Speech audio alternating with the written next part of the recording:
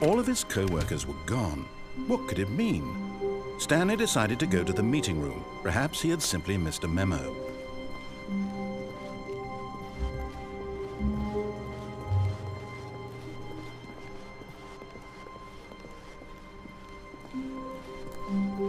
When Stanley came to a set of 2 open doors, he entered the door on his left.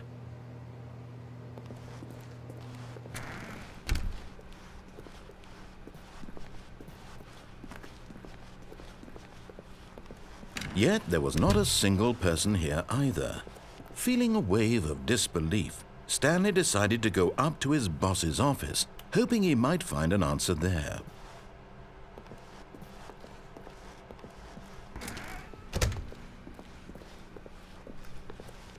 Coming to a staircase, Stanley walked upstairs to his boss's office.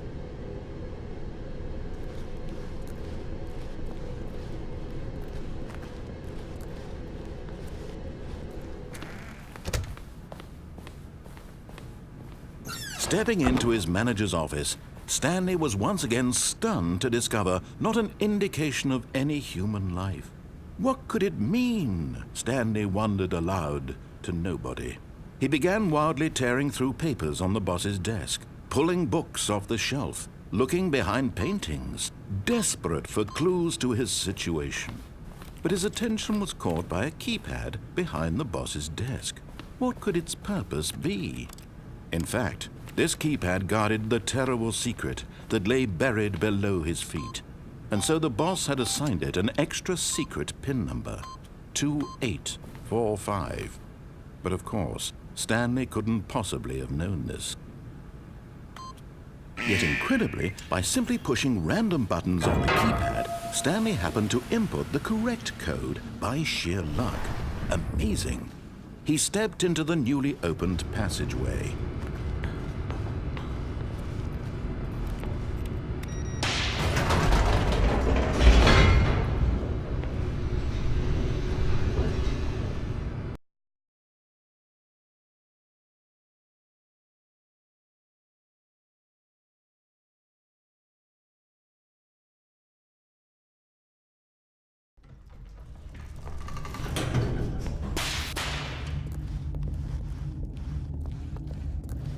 Stanley walked straight ahead through the large door that read Mind Control Facility.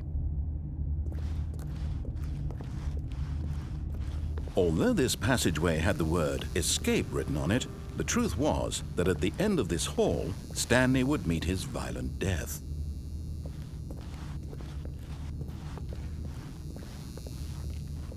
The door behind him was not shut. Stanley still had every opportunity to turn around and get back on track. At this point, Stanley was making a conscious, concerted effort to walk forward and willingly confront his death.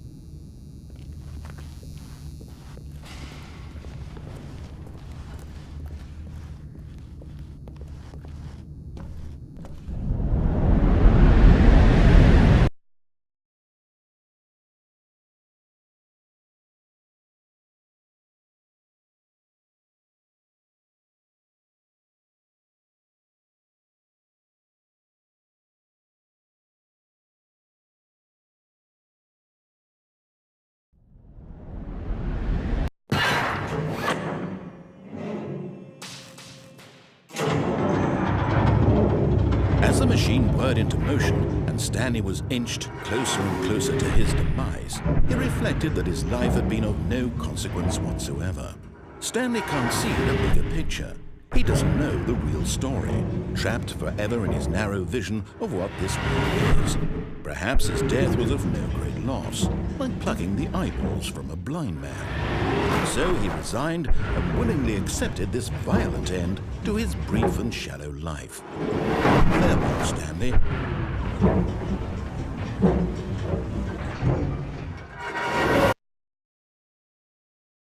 "Farewell, Stanley," cried the narrator, as Stanley was led helplessly into the enormous metal jaws. In a single visceral instant, Stanley was obliterated as the machine crushed every bone in his body, killing him instantly.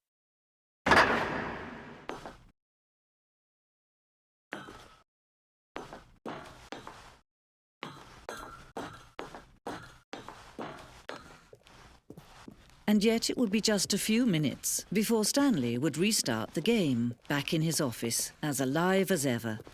What exactly did the narrator think he was going to accomplish? When every path you can walk has been created for you long in advance, death becomes meaningless, making life the same. Do you see now? Do you see that Stanley was already dead from the moment he hit start?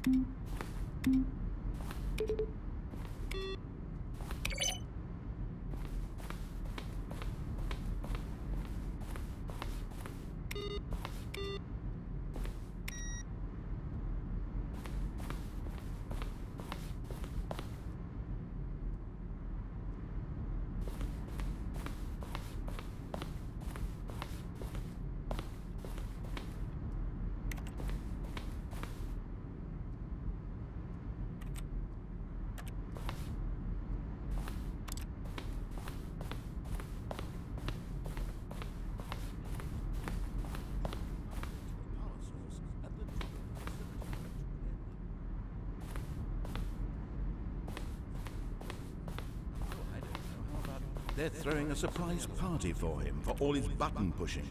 Does that sound plausible to you? And finally, he pushed the number 9. Then he pushed the number 4.